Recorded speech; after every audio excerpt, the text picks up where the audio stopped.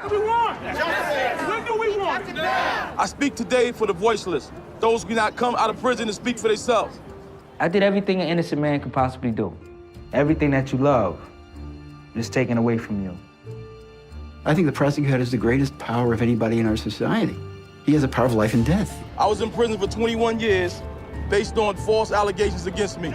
You can check me for gunpowder, check my truck. I didn't shoot anybody, I don't have anything to do with nothing. If the prosecutor doesn't have integrity, if the prosecutor is gonna seek convictions for the sake of seeking convictions, wins on your chart, the prosecutor is dangerous.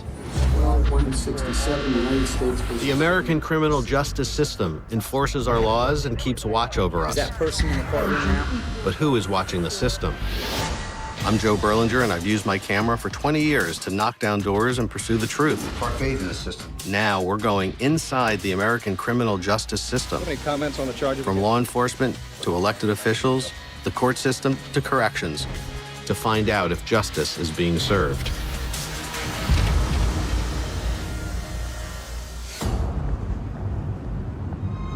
We're headed over to Brooklyn, where in the last couple of years there have been a number of high-profile exonerations of the wrongfully convicted based on police and prosecutorial misconduct. Many of these cases go back to the 80s and 90s, when drug violence gripped New York City and some cops cut corners. One detective, Louis Scarcella, is at the center of the storm. The Brooklyn, New York District Attorney is reviewing 50 murder convictions that were possibly tainted by a detective who's accused of playing by his own rules for years. Scarcella allegedly coerced witnesses and suspects to lie. Investigations into his cases have led to exonerations of 4 men, and there might be many more. I did nothing wrong, and I stand by my investigation. But the problem is not just with one person. There seems to be a culture amongst certain prosecutors of conviction at all costs. Police don't try murder cases, prosecutors do. It's never been publicly aired how much prosecutors knew about the alleged misconduct that detectives in those cases were responsible for. There's a lot of blame being put on Detective Scarcella, but the bottom line is he had to have a supervisor, there had to be a district attorney on the case. For over 2 decades, the top prosecutor in New York City was Charles Hines. In 2013, after repeated allegations of prosecutorial misconduct under his watch, Hines found himself in the toughest re-election campaign of his 23 years on the job. I think the prosecutor has the greatest power of anybody in our society. He has the power of life and death. And if the prosecutor doesn't have integrity, if the prosecutor is gonna seek convictions for the sake of seeking convictions, wins on your chart, the prosecutor is dangerous. We investigate 2 stories of men trying to clear their names of murder, both with cases that are tainted with alleged police and prosecutorial misconduct. Tyrone Johnson and Derek Hamilton, one working from inside prison, the other working from the outside.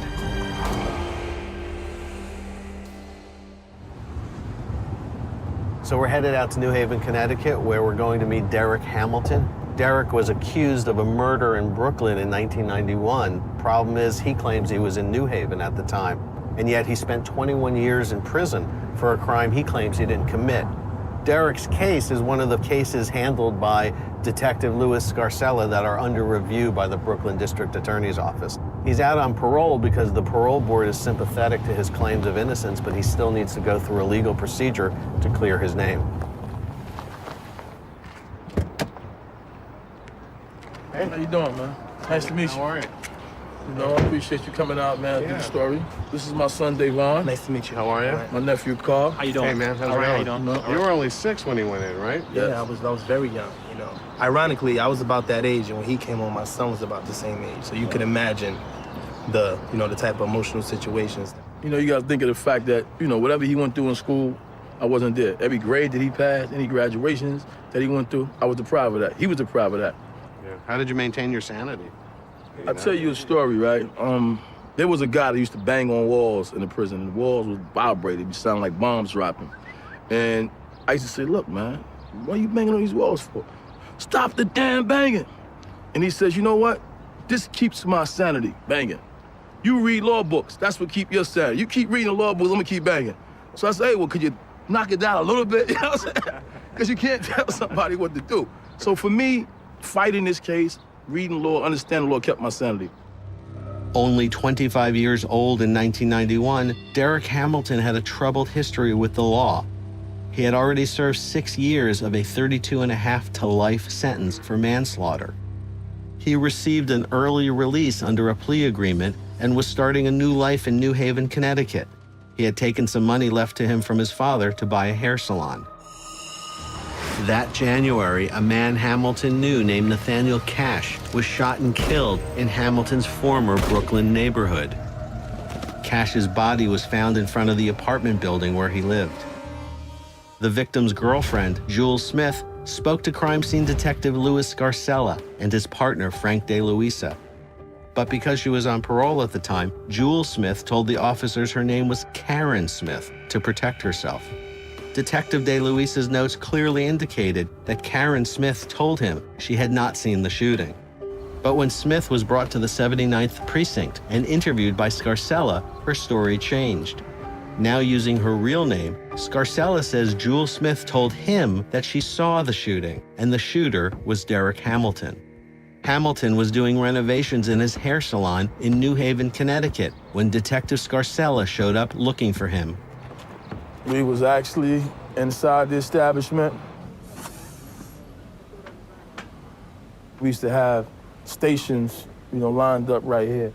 I actually seen a uniformed cop first, walk to the door. They came in, asked for my identity. I gave it to them, and that's when the cops said, get on the wall. While I was on the wall, Detective Scarcella came over right here, kissed me on the side of my cheek, said, LG, motherfucker. LG meant Lafayette Gardens Housing Projects, where I grew up at. Then he said, you being arrested for the death of Nathaniel Cash. When we got to the Union Avenue police station, is when he had his interrogation. When he came in and said, look, I got 5 witnesses who say that they saw you kill Nathaniel Cash. I think he expected me at that point to say something. Again, I had nothing to say because I knew nothing, And then he said, well, I don't care whether or not you killed Nathaniel Cash or not. You're going back to prison for your previous crime. You didn't do enough time for that. Hamilton would ultimately spend the next 21 years behind bars. But he never stopped claiming that Scarcella and the prosecutors who convicted him had twisted the facts in order to put him away, claims that would be the foundation for his fight against the system. This is the problem in my case. Every time we brought witnesses in that could say that I was innocent, they just systematically threw it out because Detective Scarcella said, no, this guy is guilty. Our investigation revealed that he's guilty, and judge after judge believed him. So we're headed up to Ossining, New York, which is about 40 miles north of New York City. It's the home of the infamous Sing Sing prison. It's also the home of Tyrone Johnson, who's been there since the year 2000, convicted for a murder that he claims he didn't commit. Tyrone's case is the second that we're profiling in this episode, and it's one of the few examples where the prosecutor actually was reprimanded and lost his license, and yet Tyrone still sits in prison. Tyrone Johnson's case is full of twists and turns. The Queens District Attorney's Office suffered a huge embarrassment when one of its lead prosecutors was caught lying about a witness. There were even allegations the judge was helping the prosecution's case. You acknowledge that those conversations took place. But none of that controversy prevented Tyrone Johnson from being locked up with a 20 to life sentence. Hey, man. Hey. How you doing? Nice to meet you. Nice to meet you. Okay. How old were you when you got arrested? 23. You were 23? Yes. What's that like? What's that feeling like, to be trapped for something you didn't do? It's like you against yourself, your life as you knew it, your family. It's like you're taking so much in at one time. Everything that you love is taken away from you. Levi had a young daughter. I think she might be 17 years old now. But as that little girl's growing up, she thinks that the guy, Tyrone Johnson, Sing Sing, killed her father. It's not me. On February 5th, 2000, 50-year-old nightclub owner Leroy Van was murdered in front of his Queens home. According to police, it was 3:20 in the morning when 2 men approached Van looking to rob him. They tried to handcuff him, but he fought back. 2 shots were fired, and Van was hit in the chest. Somehow, Van stumbled into his house where he lived with his mother, Mary Puryear, to whom he made a dying declaration which would prove critical to the prosecution's case. He said, Tyrone shot me. Tyrone Johnson says he was out late that night and didn't find out about the murder of a man he considered a friend until the next morning. I get a phone call. And somebody says, Leroy got shot last night. She said, but your name is in it. I said, my name is in it. He said, yeah, your name is in it. Police were already waiting for Johnson outside his house. They brought him to the precinct for questioning. Well, Leroy's in the hospital, and you better think of something to let us know why would he say your name. He said, we know you didn't shoot him, but he said, we believe you were there. That's what the cop said. That's what they said out the gate. I told him, well, you can check me for gunpowder, check anything, check my truck, check everything. I didn't shoot anybody, I don't have anything to do with nothing.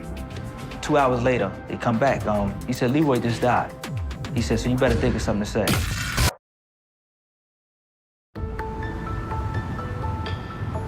So we're heading over to Queens. We're going to meet Tyrone Johnson's wife, Cheanne, who used to be a police officer. And interestingly, they were childhood sweethearts, broke up, but then got to know each other again after Tyrone went to prison. And they actually got married while he was still in prison. And she's been a big supporter of his case. Tyrone Johnson's case is one of the most controversial instances of prosecutorial misconduct in recent memory. But he's still languishing in prison, serving 20 years to life for a murder he says he didn't do. Hey there, I'm Joe.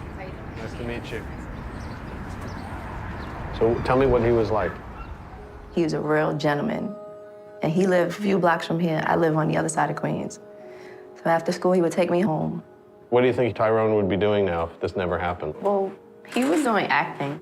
He did a couple of plays, and he was in acting school. So maybe he'd be in Hollywood Some type of entertainment, yeah. That's his son, Tyrone. He lives in Virginia. How old is he now? 18. Has he seen his dad? Yeah, he comes every couple of months. What does he think?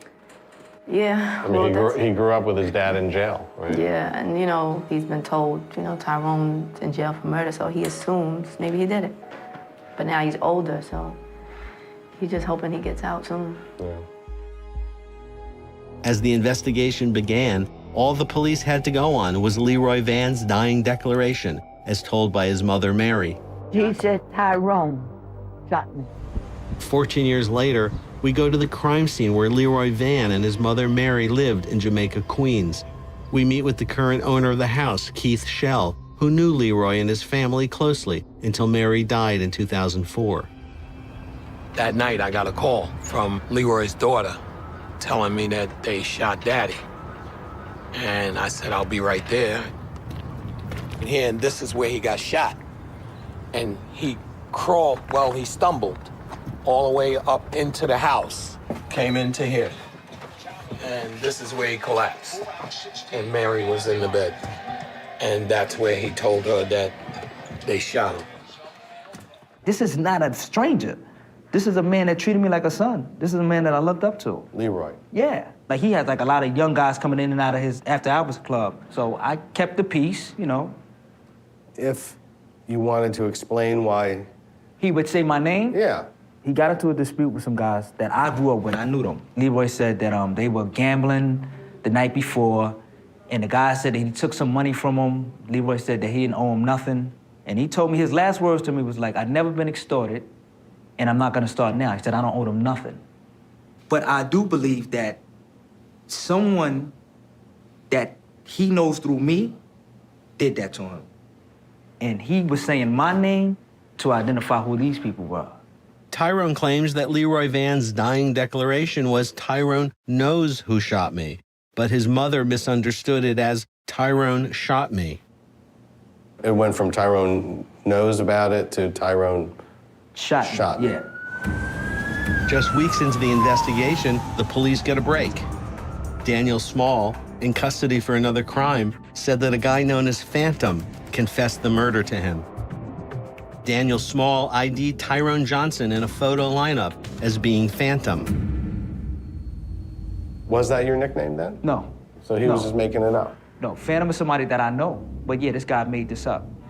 2 days later, police showed up at Johnson's house. They called my mother to the precinct. I took her right over there with my mom. They called me to the interrogation room again. I never forget the last thing I did, I shook Charles Morrison's hand. This is my arresting officer. And the door closed. And then another officer came in and he said, take your shoelaces out. He said, you're under arrest for the murder of Leroy Van. And I heard my mother crying down the hall. That was it. In a bizarre turn, Daniel Small, who only days earlier ID'd Johnson as the killer, was himself killed in an unrelated incident, and police were left without an eyewitness. This is the guy that has to come into the grand jury. You don't have a witness. So now what? Go out and find me a witness. This is where Henry Hanley comes into play at. Police returned to the crime scene and found a neighbor who lived across from Leroy's house, Henry Hanley. Henry lived in this house. That's what his aunt told me. And he lived in the basement. Investigative reporter Joaquin Sapien wrote a series about prosecutorial misconduct that took a look at 30 cases in New York City, including Tyrone Johnson's. Hanley agreed to testify in exchange for lighter treatment for his own role in the crime. He said that he was helping sort of arrange this murder and that he had a walkie-talkie.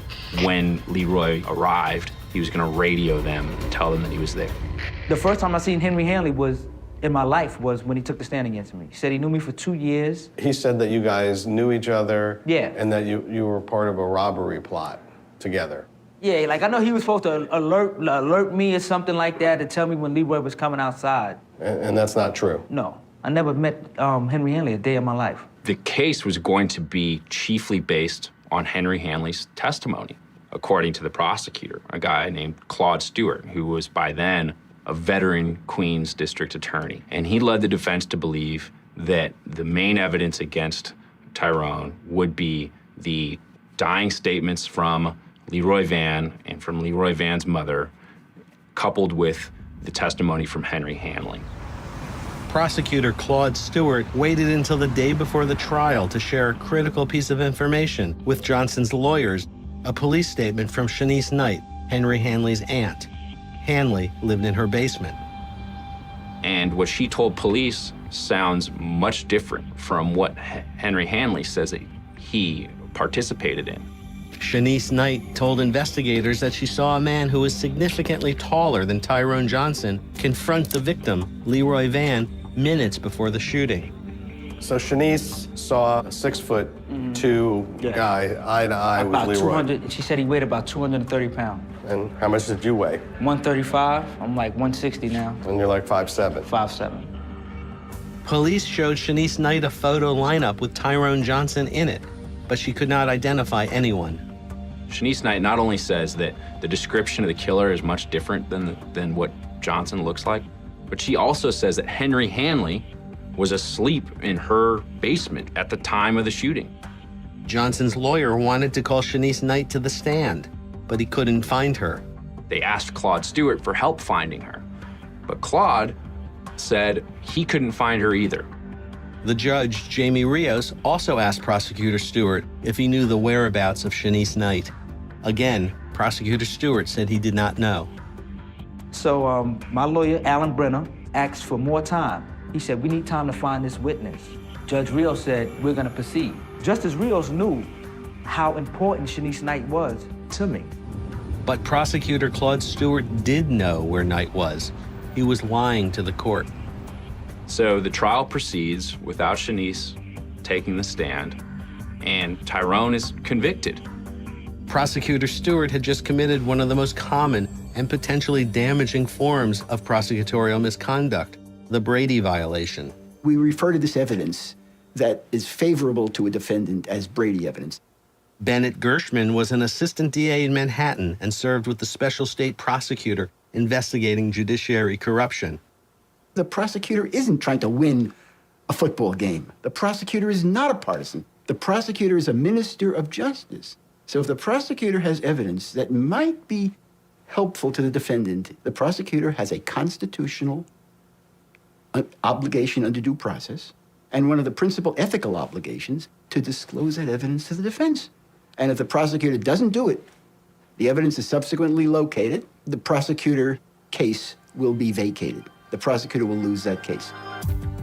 But Prosecutor Stewart won his case and had Tyrone Johnson convicted, while Shanice Knight sat at home just a few miles away with information that might have proven his innocence. In July of 1992, Derek Hamilton was on trial for the murder of Nathaniel Cash. Hamilton's case has a big similarity with Tyrone Johnson's. It came down to the alleged eyewitness testimony of one person. In Hamilton's case, her name is Jules Smith. The police say Smith ID'd Hamilton as the shooter, but it isn't so simple.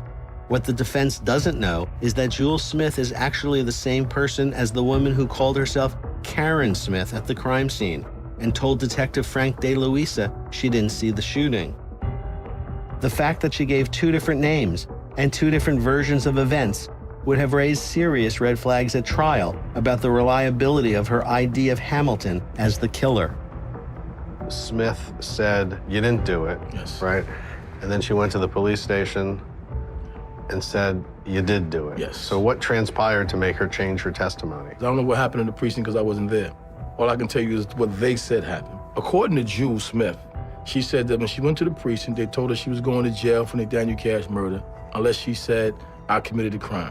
Told her she would never see her kids again. So she said, "I did exactly what they wanted me to do." They said, "Say this, sign the statement." She said that's what she did. The fact that Jules Smith first told the police she'd never seen the crime never came out of trial. And the reason why I didn't come out of trial because the statement she originally gave was under alias name. When my lawyer, George Schomburg, asked the prosecutor, was Jules and Karen Smith the same person? The prosecutor, Ann Gutman, admitted that under oath that they told my lawyer they did not know. One man could have cleared it up, Detective Frank De Luisa, who took Smith's first statement, but he was not called to testify. What would the jury had done had they knew Jules Smith just told the cops that she didn't see anything? Hamilton was also counting on alibis from people he was with in New Haven, Connecticut at the time of the crime. My lawyer said that one witness, Alfonso Dixon, was in the hospital, was ill. He had a doctor's note to establish that and couldn't make it to trial. The other alibi witness that he noted, Kim Freeman, was afraid. She had received a phone call a few days earlier, said that if she came and testified, they would kill her. With no alibi witnesses and Jules Smith now testifying that he was the killer, Hamilton was convicted of murder in the second degree. But before he could be sentenced, Hamilton appeared to catch a break. The prosecution's star witness, Jules Smith, recanted her story, saying Detective Louis Scarcella had forced her to name Hamilton as the killer. Smith was called in front of a judge. When Smith came in, she said, "No, I didn't witness the murder, and y'all know I didn't. You people made me say this." But Scarcella testified Smith was only changing her story now because she was scared of Hamilton. The judge sided with Detective Scarcella, throwing out Smith's recantation. Hamilton was sentenced to 25 years to life in prison. The prosecutor said this case boiled down to one thing. What did Jules Smith tell the police immediately at the crime scene? And they lied to the jury. Derek Hamilton believes that the absence of Detective De Luisa from the trial is proof that prosecutor Ann Gutman was covering up the truth about her star witness, Jules Smith. I believe deeply in my heart that Ann Gutman knew that Karen Smith was Jules Smith because of her actions. She didn't call the detective at trial that Karen Smith gave the statement to. He was on record as the arresting officer. Why wouldn't you call the guy? Because you knew had you called him, my lawyer would have asked him a question. Did you take this statement and who was Karen Smith? We reached out to Prosecutor Gutman and the Brooklyn DA's office for an interview, but they declined, saying that they don't discuss individual cases until a decision has been made. If this case boiled down to what Jules Smith first told the cop, then I shouldn't be sitting here convicted murder on parole.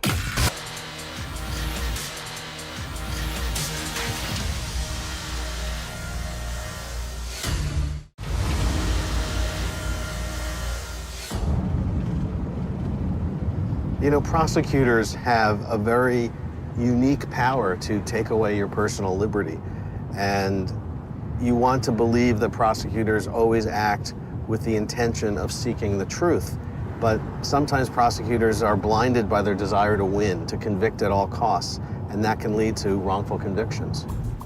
Derek Hamilton and Tyrone Johnson believe that the prosecutors who handle their cases abuse their power. They are not alone. In New York City, wrongful conviction claims have skyrocketed. And in 2011, Brooklyn DA Charles Hines created a special conviction integrity unit to investigate these claims.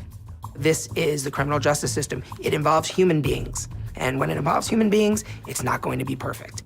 Taylor Koss is a criminal defense attorney who was assigned as one of the first deputy DAs to the Conviction Integrity Unit.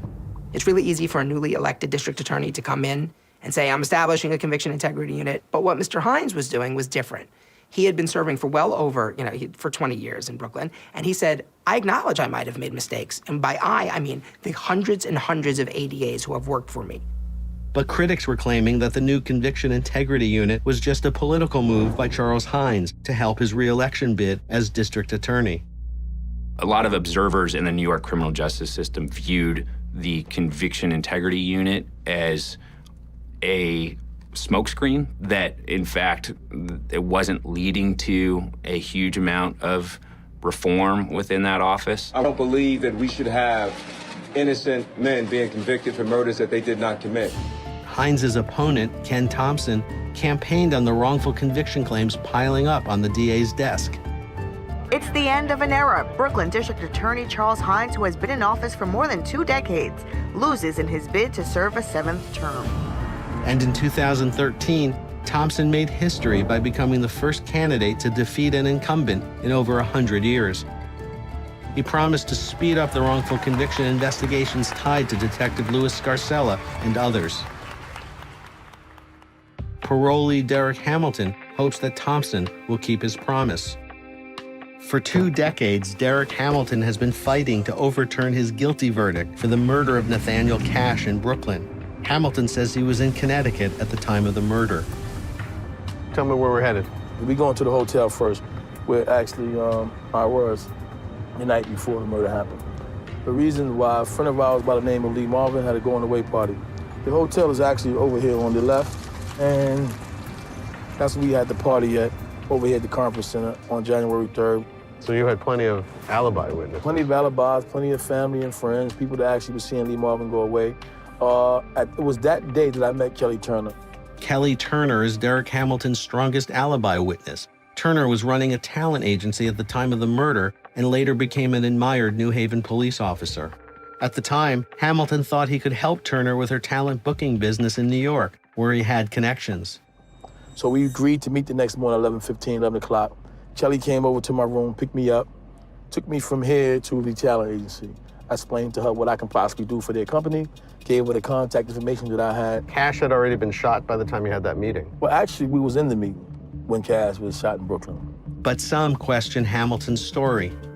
There are some people who believe that the alibi is cooked up. They believe that Derek has made inconsistent alibis, that the alibi witnesses are people who know him and are biased toward him. I don't believe there is anything inconsistent about the alibi witnesses that Derek has put forward.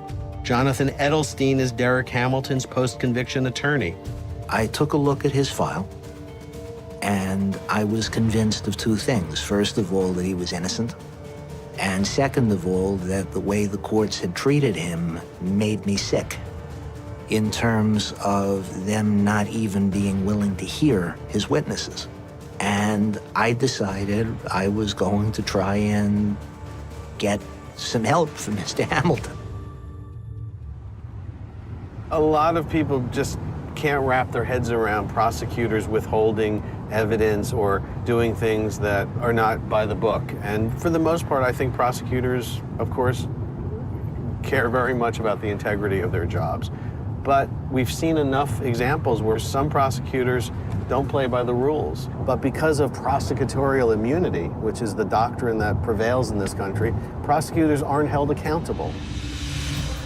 The theory behind immunizing prosecutors from being sued is we don't want to chill the prosecutors' strong, courageous efforts to prosecute bad people. So absolutely immune from civil litigation. Some prosecutors have been disciplined for their misconduct, but it happens infrequently.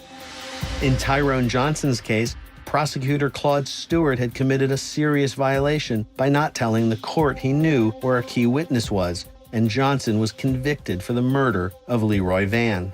I understand you want justice. Everybody does, but you should want the right person to be in jail. As he waited for sentencing, Johnson's best hope was to find victim Leroy Vann's neighbor, Shanice Knight. She told police that she saw the killers and that Tyrone Johnson's photo did not match any of them. Tyrone's family hires a private investigator who, before he's even sentenced, goes and finds Shanice Knight. The gentleman that I seen killed Leroy was not Tyrone. She also says that Claude Stewart himself had come to her job 4 days before he said in court that he had no idea where she was. 2 detectives came to my job. What did they say? They stated that if I was lying, that was perjury, 5 years. They tried to intimidate me. Which basically means, if that's true, Stewart was flat out lying. And Knight also says that she can discredit the key testimony from the prosecution's alleged eyewitness, her nephew, Henry Hanley. Knight said Hanley was in her basement, asleep with his girlfriend, when the shots were fired, and she woke him up to tell him. So she signs an affidavit to that effect, and they're able to file an appeal based on that, and the whole thing just blows up. More of Prosecutor Stewart's case started to fall apart when Johnson's private investigator, Michael Race, interviewed Henry Hanley.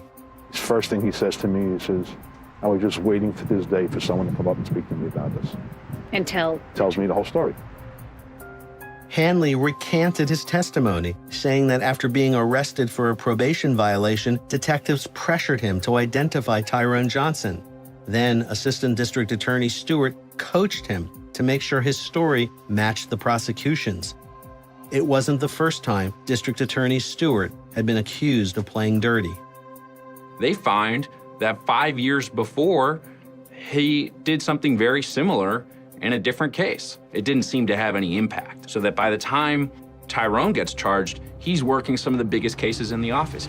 But in Tyrone Johnson's case, Prosecutor Stewart's boss, the Queens District Attorney Richard Brown, stepped in. So the Queens District Attorney agrees to vacate the conviction, which is an extraordinary measure. Stewart ends up being forced to resign. They refer him to a disciplinary panel. Claude Stewart was the only prosecutor, New York City prosecutor, in the last 10 years to be disciplined for misconduct. So this really is historic. And even though he ends up losing his license, it really does demonstrate how lax the oversight system is for prosecutors as well. Despite a top prosecutor being removed and reprimanded for misconduct in Tyrone Johnson's case, it still didn't mean Johnson was going free. Richard Brown decided there was still enough evidence against Johnson, so he decided to retry him. We tried to talk with the Queens DA's office about the case, but they declined. Case reversed. We're gonna retry him. So now I'm like, okay, you're gonna retry me. So I'm wondering how. How are you gonna retry me without Henry Hanley? Tyrone Johnson awaits a second trial for a murder he says he did not commit. After prosecutor Claude Stewart was forced to resign over misconduct, the Queens District Attorney assigns one of his top assistant DAs to the case. They assign the case to Eugene Reebstein, who is a senior district attorney, very well-respected guy, sort of showing that they mean business. The second trial begins in July of 2003. Jamie Rios is the presiding judge again. Eugene Reebstein visits the prosecution's former star witness, Henry Hanley, who is in prison at the time. Just months earlier, Hanley had recanted his testimony IDing Johnson, claiming he was actually asleep at the time of the murder. And Hanley gets on the stand and then recants his recantation. This time, however, Hanley's aunt, Shanice Knight, would tell her side of the story, that she is the one who saw the shooting, and the shooter wasn't Tyrone Johnson. But it would not be enough. Reebstein went after Knight's credibility. Shanice Knight gets on the stand and she says that she had insomnia. But when the jury asked the court stenographer to read back Shanice Knight's testimony, the stenographer misreads it, saying Knight had amnesia, not insomnia, as she had originally testified.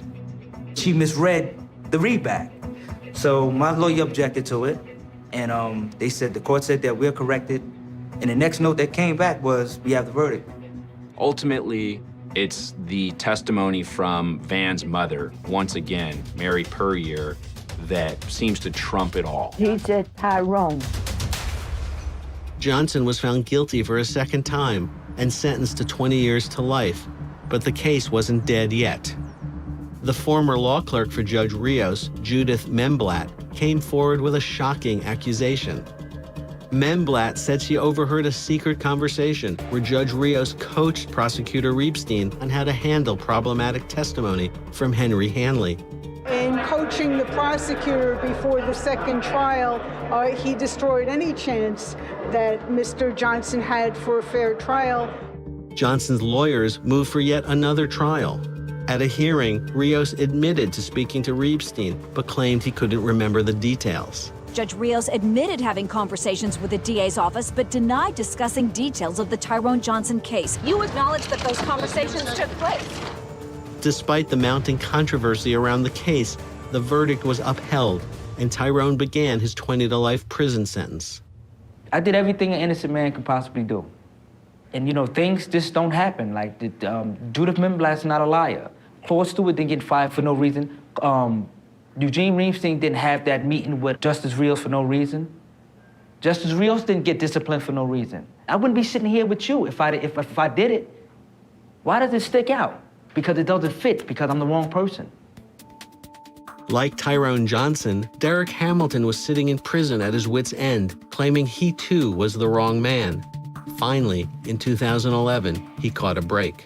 After trying to get his story out for nearly 2 decades, an article in the New York Daily News about his case got the state to sit up and take notice.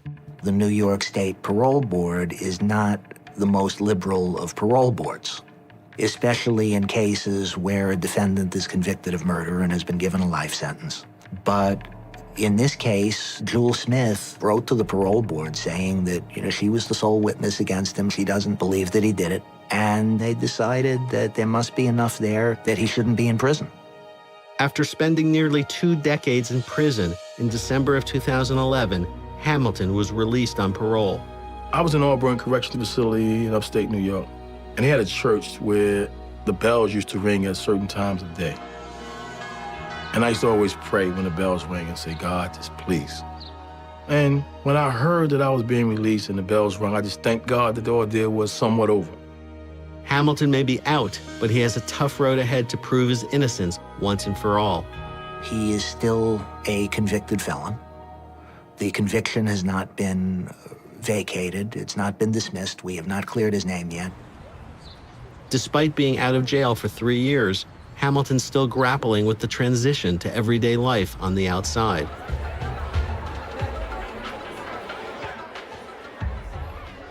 Actually, I'm trying to learn to celebrate birthday parties. You know, it's kind of hard. You know, when you deprived of them so long, I'm kind of like, what's the big deal about a birthday? His hardest part is just adjusting. You know, this is all new for him. But we as family, we have to also struggle with him and give him time to get back, because it's gonna take a lot more time. The most amazing feeling was to get that call and them say, he's coming home. I think I was like, are you serious? Y'all playing games to me. But yes, amazing. I'm sorry. You got a good sister. It's okay. Love you, girl. I'm here with you now. I'm home now, and I'm still trying to get myself out of parole. I'm still trying to dig myself off of parole. I've been home and I've been doing the right thing. I just want justice. Tyrone Johnson is still on the inside, and he too is looking for justice. His wife, Sheann, is helping him gather evidence that might be the key to getting out. You have a call from an inmate at Sing Sing. Hello? Yeah. Hey, what's up? Hey, Tyrone, it's Joe Berlinger. How are you? I'm okay. I'm holding out. Yeah, so under the circumstances, I'm okay. Yeah, we've been talking to your wife, and she's been telling us what's going on. What are the next steps here in fighting your case? You want to test some DNA? Right. Tell me about that. So they found a hat. In 2002, they extracted maybe 7 or 8 years from a hat that was found at the scene. But they said it came up inconclusive because the hair fibers were too small. Now technology is better, that they may be able to get some type of match from the hair that they have that they got out of the hat. Yeah. And I'm sure if someone killed someone, you probably got in trouble before, and their DNA is in the database of DOC. 60 seconds remaining. Can I put you back a little while? Okay. All right, take care. All right, bye-bye. See you, man. All right, you too. Thanks. Bye-bye. Bye. Tyrone Johnson is running out of options. This DNA test may be their last chance to prove his innocence. Jay Saltpeter is a former NYPD detective who has worked many high-profile wrongful conviction cases. Most of my work is exoneration work. Doing this work, I'll tell you, I didn't realize how naive I was until I retired from the New York Police Department and had to deal with it on the other side. There's a DNA sample that's out there, and I think we need to, explore that DNA sample. But the only way that DNA works is if there's somebody to match it to. Tyrone Johnson's team has their eye on a potential suspect. One of the prosecution's key witnesses had said a man known as Phantom confessed to the murder of Leroy Vann. The witness ID'd Johnson as Phantom. Was that your nickname then? No. So he was just making it up? No, Phantom is somebody that I know. But yeah, this guy made this up. Jay Saltpeter recently talked to a source who said the real Phantom was in New York's Rikers Island Correctional Facility and was talking. If you want, I could play this. Yeah, let's hear. And I'm hoping this could be good for Scott for his DNA. Okay, now, do you know Tyrone Johnson? Yes, I do. Do you know Tyrone by any other names, any nicknames? Nicknames, Fly Tie, Black Tie, and Little Tie. Okay, have you ever known Tyrone Johnson to go by the name of Phantom? Not at all. Now, I'm going to show you a photo of this person. Do you know his name? Yes, I do. What's his name? His nickname is Phantom. Do you know his real name? No, I don't. Okay. Did you ever have a conversation with Phantom regarding the death of Leroy Vann? I never personally had a conversation, just heard him bragging. And what did you hear him saying? Well, he took care of old man Leroy. Always disrespecting and he took care of him just because he wanted to rob him. You wanted to rob him? Yep. Now, when he said he took care of him, did he go into specifics of what taking care of meant? He killed him. That he killed him. Okay, thank you very much. I think this helps Phantom, who always was in the police reports, is back in Rikers Island, and now he's sending out messages to Tyrone's wife that he wants to talk to somebody. There's a good chance he either did it or he was with who did it. Yeah, a few days ago, somebody told Ty that he was saying, I'm not doing that time for him. He wants to do something, but I mean, how else is he going to help? Right. I mean, that almost more sounds like he did it. We need to focus on this guy and the hat. Phantom's in on a DNA case when he's got to give a sample anyway. We think he was there, whether he pulled the trigger or whether he saw who pulled the trigger. I think that's critical for, in how we go forward. Let's see what he got to say. All right, so I think that's a plan. While Johnson is stuck on the inside, relying on his team to get him one more shot at a fair trial, parolee Derek Hamilton fights the system on the outside to prove his innocence. These days, Hamilton works as a paralegal. Today, he's heading to the office of his defense attorney, Jonathan Edelstein. For me, coming right out of prison and getting a good job with prominent lawyers, it's a dream come true. It's what I wanted to do before I went to prison. That's what I'm able to do now. How you doing? All right, yourself? Okay. Now just give me a summary of what issues were raised. I got you. No Thanks a lot. Yep, no problem. To find a man with compassion, a man that understood your struggle, really made a difference for me. That is that guy behind me. That is that guy behind me. And he basically gave me the courage to have my family go out and picket signs and, make them go out and fight to get the media involved. But I think the only way that you can level the playing field is by having people that's willing to fight corruption. What do we want? Justice! What do we want? Now! It's time! Hamilton may actually get his day in court and the chance to clear his name. On January 15th, 2011, for the first time in New York history, an appeal court ruled in favor of Hamilton declaring that an innocence claim alone is enough to merit a second look at a conviction. If you can show by clear and convincing proof that you are innocent, you're entitled to have your conviction vacated and your charges dismissed. And we'll have the opportunity to call Detective Scarcella back and confront him now as the role copy is. I speak today for the voiceless, those who are illiterate, those who cannot come out of prison and speak for themselves. I was in prison for 21 years based on Detective Louis Scarcella false allegations against me. This is not one case. This is not two cases. It's 1 and 2 cases too many. They asked us to wait. How long must we wait for justice?